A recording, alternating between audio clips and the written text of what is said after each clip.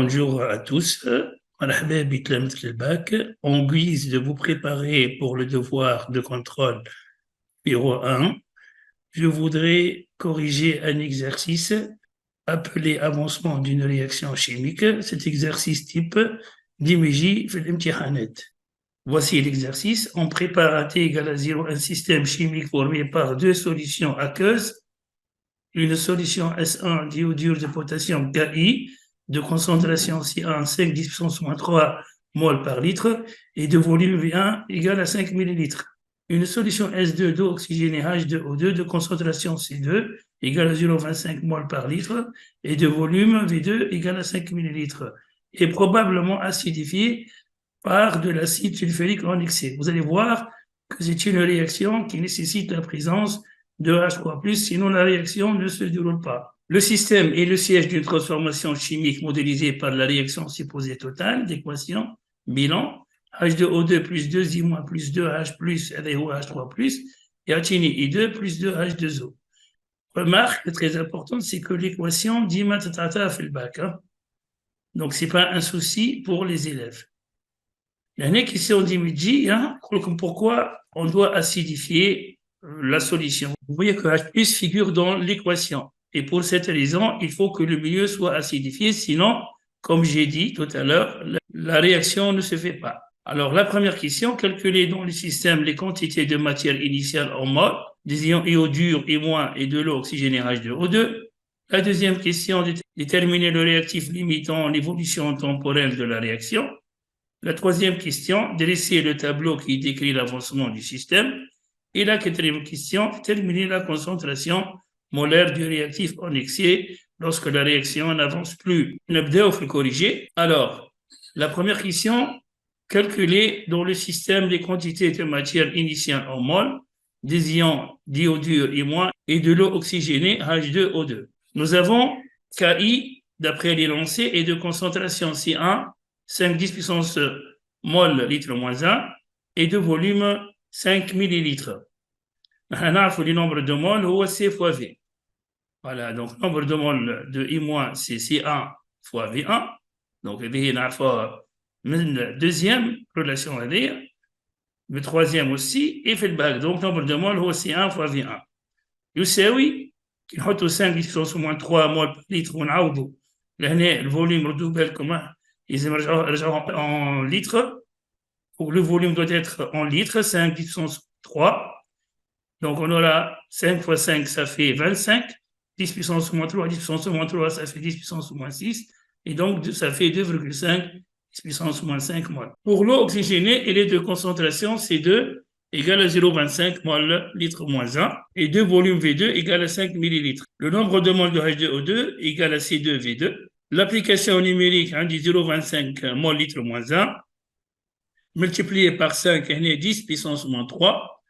Et donc, l'application numérique, il me donne 1,25 10 puissance moins 3 mol. La deuxième question, déterminer le réactif limitant l'évolution qui va limiter l'évolution temporelle de la réaction.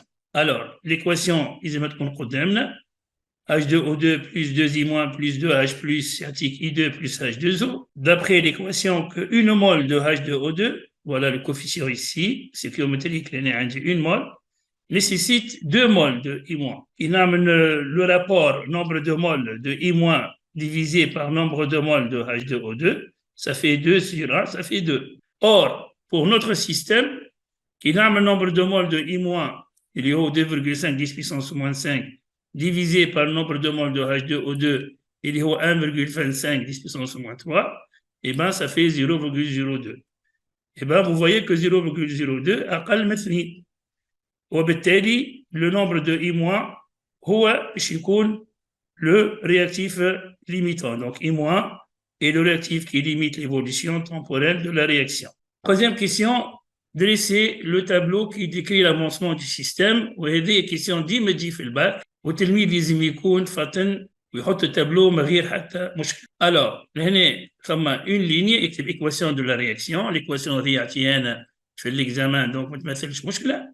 Deuxième ligne, لازم يحط l'état du système l'année avancement en mol. Donc, هنا عندي deux colonnes. لهنا نحط قدام H2O2 nombre de mol de H2O2, لهنا nombre de mol de I-, لهنا nombre de mol de H+, nombre de mol de I2 et nombre de mol de H2. لهنا initialement عندي l'avancement égal à 0. نحط لهنا le nombre de mol de H2O2 هو 1,25 10 puissance moins 3. لهنا نحط 2,5 10 puissance moins 5. لهنا d'après l'énoncé c'est en excès. Nombre de mol de I2 لهنا c'est un 0. Et là, nombre de mol de H2O2 est nul aussi. La troisième ligne, dit donc l'état intermédiaire, il y a xt égale à x moins 0. Et là, vous voyez que une remarque, c'est que x, c'est un nombre de mol. Donc, 1,25 10 puissance moins 3 moins x.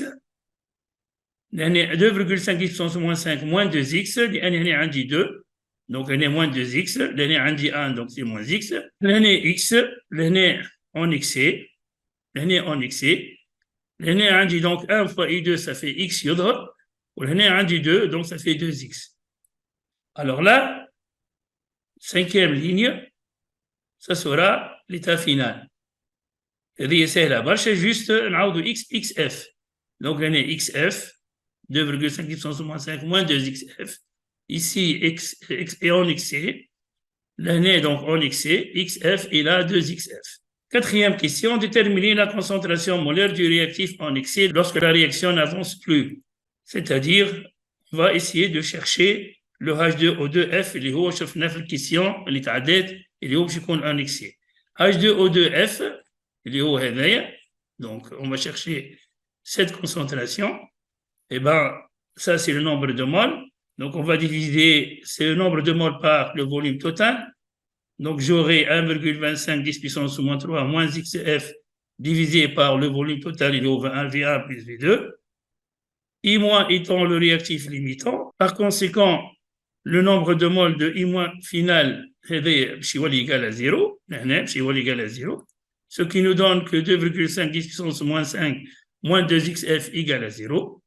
Et bien, de cette équation, on isole et on tire xf égale à 2,5 10 puissance moins 5 divisé par 2, ça fait égal à 1,25 10 puissance moins 5 mol. À ce niveau, on a H2O2F égale à 1,25 10 puissance moins 3 moins x moins 1,25 10 puissance moins 5 divisé par, on a donc V1, ça fait 5 millilitres, V2, 5 millilitres, ça fait 5 plus 5 10 puissance moins 3.